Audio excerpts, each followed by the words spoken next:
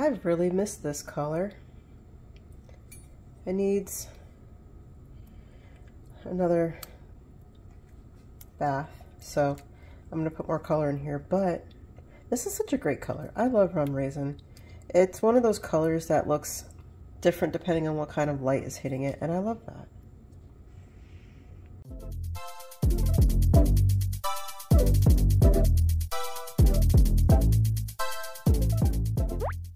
Happy New Year! You are watching the Applecrafts podcast, and I am your host, Alicia, and this is season 6 of the Applecrafts podcast, or my channel. That'd be more accurate to say my channel and not so much the podcast, but that's a long story. You can see that going back on the history of my channel. Anyway, I hope your holiday season was good. I hope your New Year's was good. So I think, let me back up a little bit. My New Year's was okay. I can't complain. And my holiday was okay. I can't complain. So, better than a lot of years. So, I'll leave it at that. So things are looking up. And if you're new here, welcome. I'm so glad you're here, and I hope you stick around, because we have fun here. Try to, anyway. So what am I doing today? I am dyeing yarn for me, but anything that's left over will go directly into the shop. So today I'm dyeing up rum raisin on Polworth DK, and I am dyeing up some black cat on Donegal Merino and Donegal Tweed. 2 of those skeins are for me. One of them is going to be in the shop. That's not a base that I carry, so I'm just going to throw it in on the listing. So that's my day. Yeah, I'm thinking my craft room is not in the best of order right now, but I was thinking of doing the first podcast of the year as a craft room tour. Is that right? Yeah, craft room tour. Yeah, didn't sound right coming out of my face. So I'm gonna do that. I tried to tidy up a little bit, but let's be real. If you're working in your craft room, if you have a craft room, it's not always going to be tidy. Some of you might keep it tidy. I am not one of those people. I keep looking at my plant. If you're plant people, I want you to look at this and tell me if this is normal, because this is my first time having like a plant, and I have a pythos, right? And I just watered it yesterday, and it's got little dewdrops on the tips. Is that normal? Can somebody tell me? I'm gonna show you. Like, do you see that? Like, is that normal? Dewdrop there. There's a dewdrop. Like, all the tips have little dewdrops. I just want to know if that's a normal thing. If that's, you know, okay or not. Because I have no idea.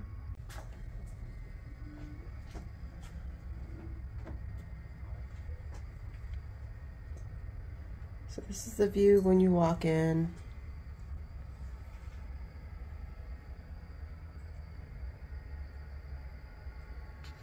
Ooh, I got a cat coming in here. Great. All right, you're allowed in here. Okay. Lovely view of my trash cans. But I get some light in the morning, so that's nice. And the flower garland I crocheted, and we'll take a closer look at that later. So when you walk in, close the door. I've got this grid with hooks on it. Eventually I will put yarn and stuff on there. I just haven't gotten to that point yet since I moved into this room. So right now it's just hanging out with my project bags and some artwork. Not the beads and stuff that are on this, but the background canvas I got at Smart Art Supply in Nashville, and then I just added stuff to it for some mixed media that I got from a local artist that I got from Smart Supply. So apparently there was a theme going on at some point in the artist world. Those are ornaments that I just have on the wall. And then that is a poster that I took from my high school many years ago that goes on an a wine bottle. I did not go to school in Litchfield. The artist was from Litchfield. He came to talk to our school. North Pole map, which, here's a question for some of you that might be older than me. Do you remember seeing this map in your schools? Because I distinctly remember seeing this map in my elementary school in the 80s. And then it was just gone. And then a few years later, I started seeing it on the internet, and I was like, I remember that. So I picked one up because I'm into cartography, so it's not unusual for me to have maps, as you will see. These are pictures from a calendar that I really liked. This is a crochet doily that I put into a hoop.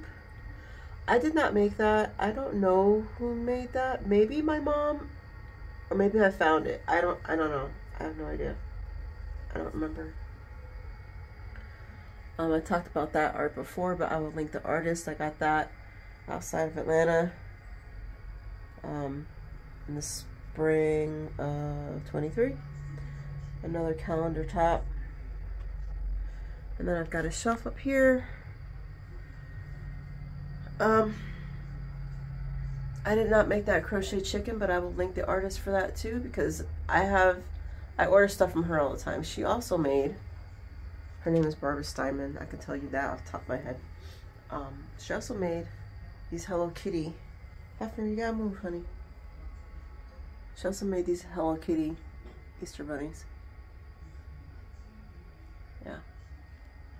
I made that brown kitty in the middle. So it's just, I made the shelf a little too high, but it's all stuff that I don't need, so it's mostly up there for decoration. And then my work desk and blanket I'm working on. We already discussed the Pythos. I've got my crystals in the windowsill that are solar charging right now.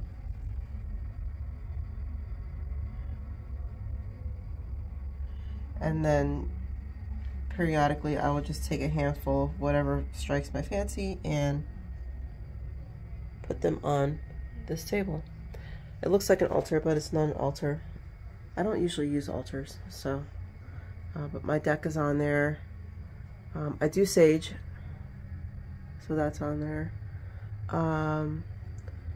These are from another local artist. He actually does art on the side.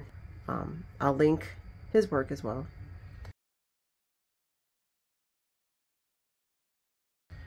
And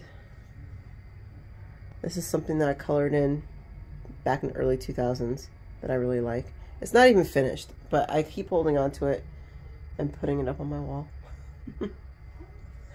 And then this is a piece of art that I got at Smart Art Supply, just with some, what do you call that?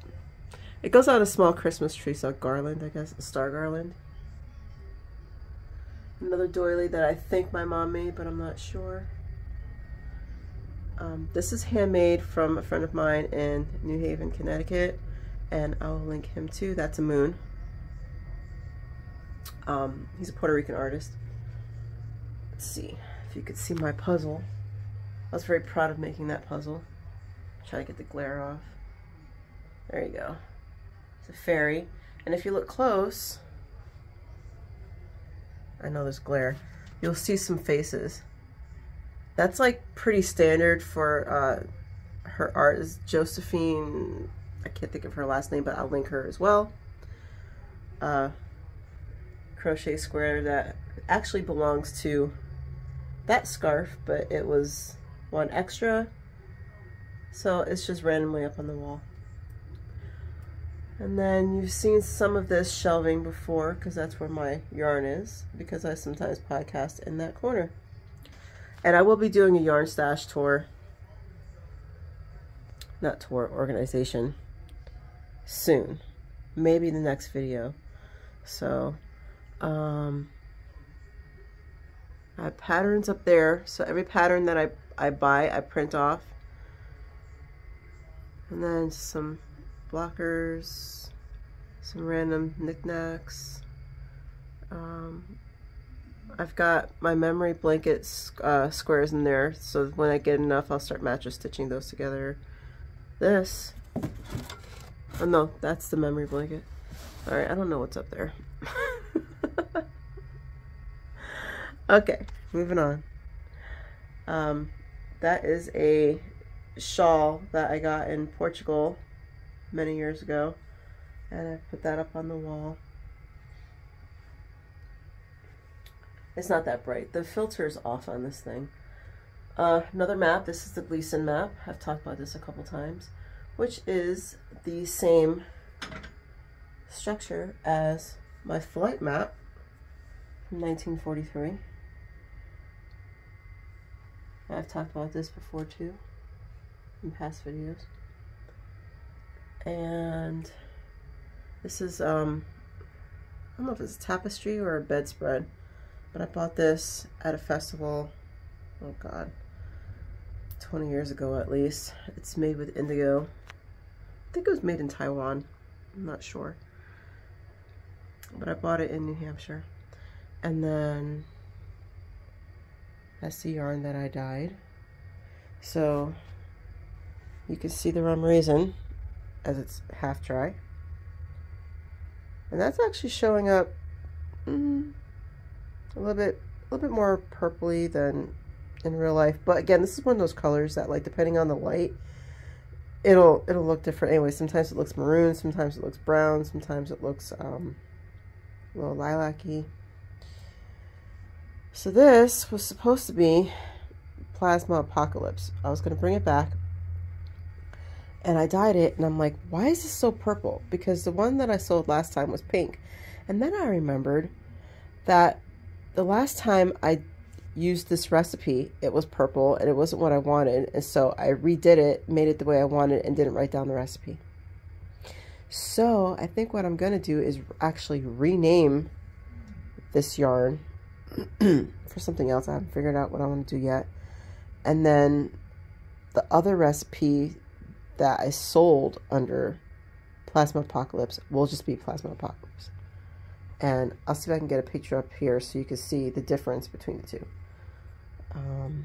This is Black Cat on Merino Donegal. This is a base that I do not carry. I just purchased it to see how I like it, and I haven't worked with it yet, but so far I like the way it's dyed up. So I'm going to make a hat out of this. If I have a skein left, I mean, it's not going to take 3 skeins to make a hat, so one of these skeins may go into the shop. These will go in the shop. Rum Raisin is for my next garment that I'm going to make, Nishibi. And the last time I made it, it took 6 skeins, but I've lost like a bunch of weight since then, so it might only take 5.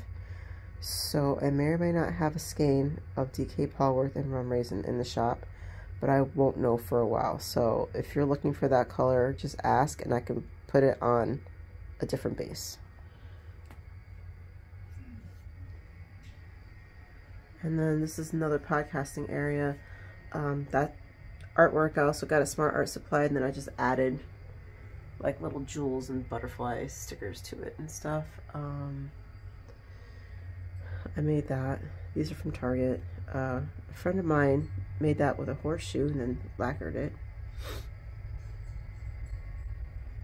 And yeah, some random bits of bobs, a bunch of kitties that I made. They're in my shop, Handmade Buyer's Market. I don't know. I think they came out okay, but whatever. They're sitting there until they find a home, however that home may look. And then that's it. So as far as organization goes, this box here are all my socks that I wear for the season. Right now I'm wearing rainbow socks.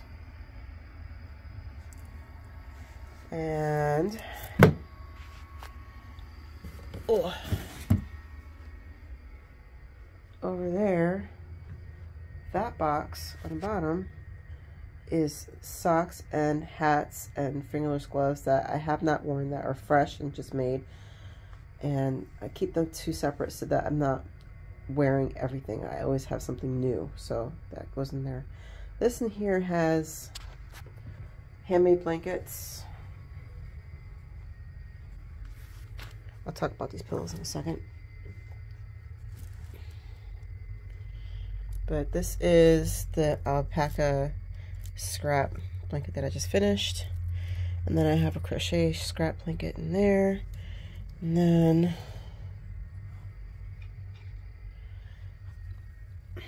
this is like this over huge, I don't know why it's inside out. It's an over huge colorwork sweater from one of those over expensive places, Abercrombie and Fitch. Yeah, I didn't buy it from Abercrombie and Fitch. I actually got it at the thrift stop, a thrift store, and it was, I think we got it for like 20 bucks or something like that. Dude, this thing is warm, like super freaking warm, but it's inside out. I almost thought about deconstructing it, but really this thing is so warm that, you know, the crap hits the fan and, like, you know, it's cold. I'm putting that on. I'm just saying. That over my sweaters, oh my god, yeah, I'd be toasting. It's another scrap blanket that I made years and years ago. 15 years ago maybe. So I put this back. Boop. I'll fix that later. Okay, so these pillows, these are scrap pillows from Stitches by Laura. I've talked about her a few times, and she does a lot of scrappy stuff. So if you like scrappy anything, really, quilts, pillows, bags, whatever, she's your girl, for real. All right, I think, oh, that's the furniture that I have nothing in yet. So my sweaters are sitting on top, but there's nothing in there yet. I don't know what I'm gonna put in there. I just recently acquired that piece of furniture, so I cleaned it up, fixed it up, and it's waiting instructions. So anyway, yeah, so oh my god, everything is blue. Blue, da ba dee da ba da. Okay, I think that's it for the yarn craft room tour. Say that 3 times fast. Okay, looking around. I don't think there's anything else to talk about. There's really nothing in the dresser. Yeah, I got empty boxes in there. I really should utilize my storage.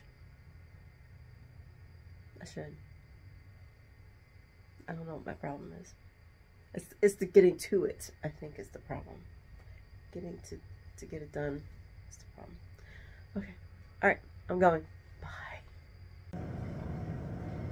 So I'm running around, and I just wanted to show off my knits real quick. Because I hardly ever get to wear these, and I love them. So this is the Andover pullover by Jennifer Wood. You can usually tell Jennifer Wood's patterns by the neckline.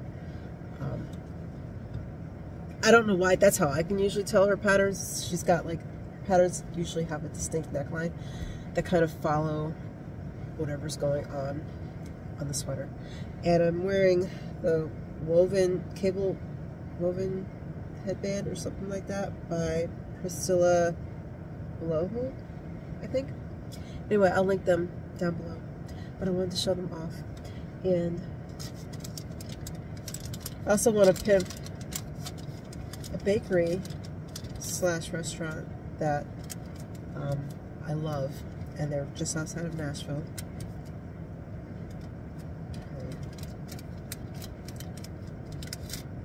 Don't want to dox myself too much. Okay, so Sunflower Bakery, right?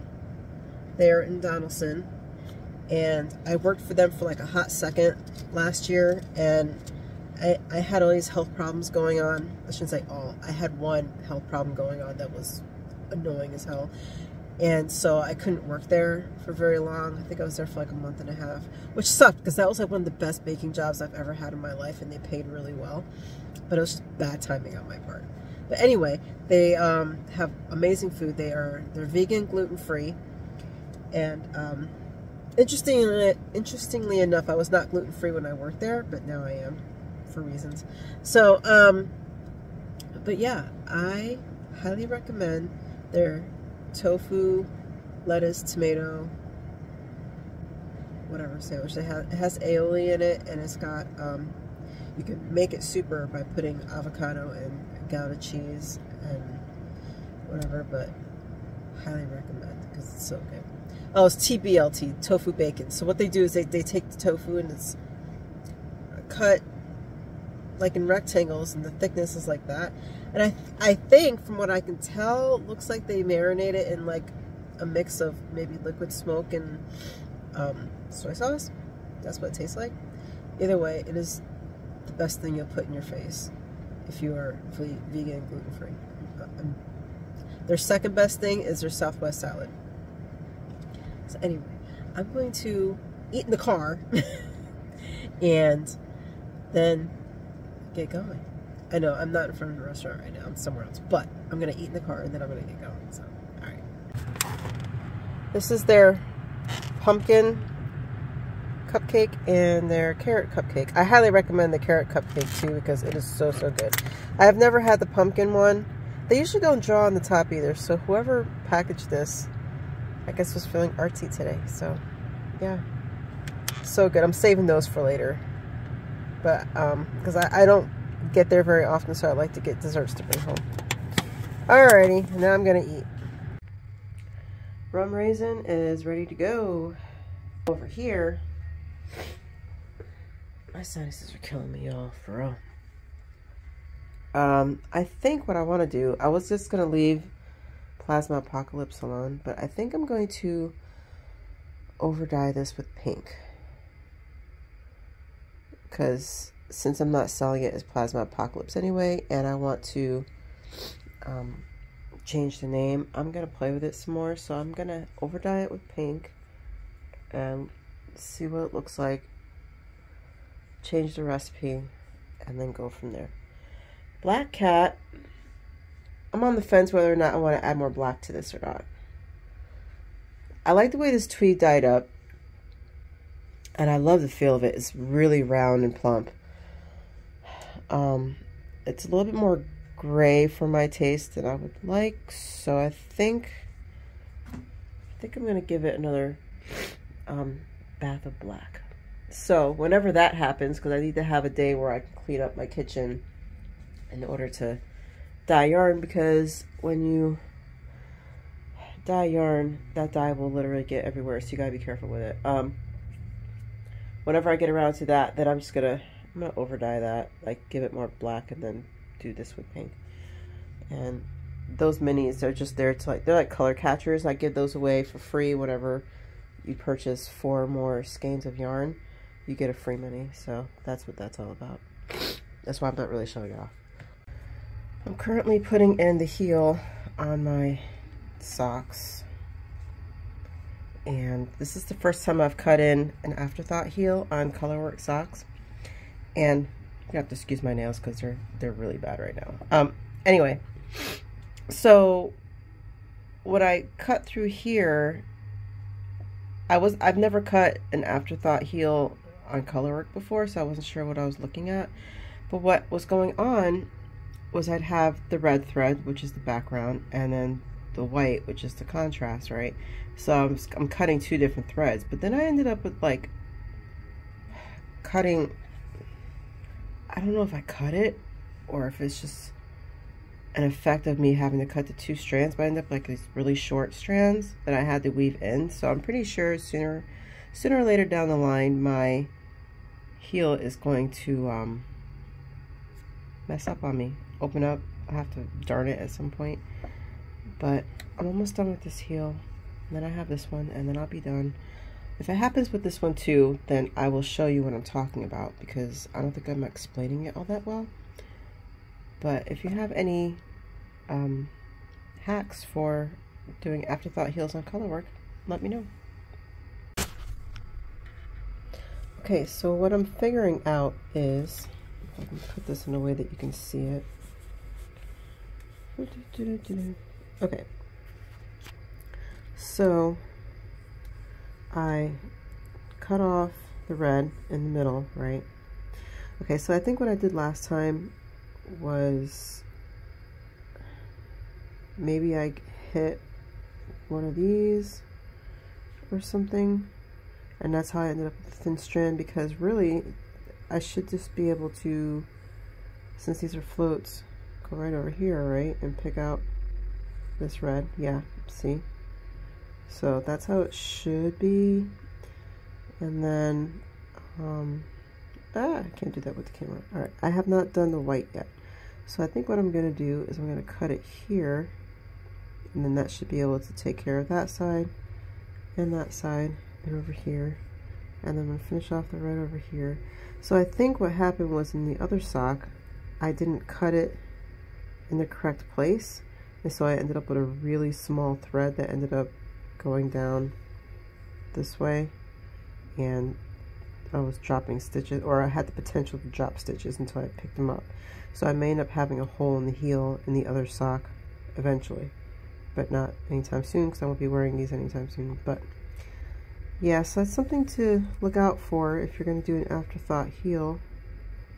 So make sure you get it in a spot where you can evenly undo your stitches on both sides. And this is probably actually obvious, but I've never done it before, so yeah, just something I've learned. So now you know.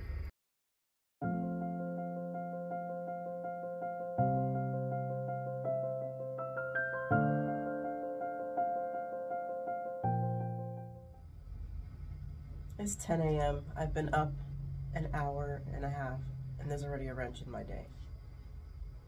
Anyway, so I'm gonna sign off. I think I said everything I wanted to say in this episode, and if not, then I'll just put it in the next one, because I'm kind of flustered up here right now. So if you're looking for a make-along this year, please consider doing the Choose Your Own Adventure make-along. I think it's going to be fun. And I'll start showing off some of the things that I'm working on. I have been showing off some of the things I'm working on, and I will, probably not the next episode, because the next episode I think I want to do a yarn stash video, because I really have to organize my yarn. But throughout, especially the first month, I'm going to throw out more ideas of things for the make-along, just in case you're stumped, especially with the under 20 projects, because like I said in my premiere for the 1st of January, that one takes a little bit more work, because you really have to look, and then, you know, so I will try to do some of that work for you. I have no problem with that, because I like that kind of stuff. So, all right, I think that's it. So I'm going to eat my breakfast and then get ready to go into work soon. All right, so take care. Go make something.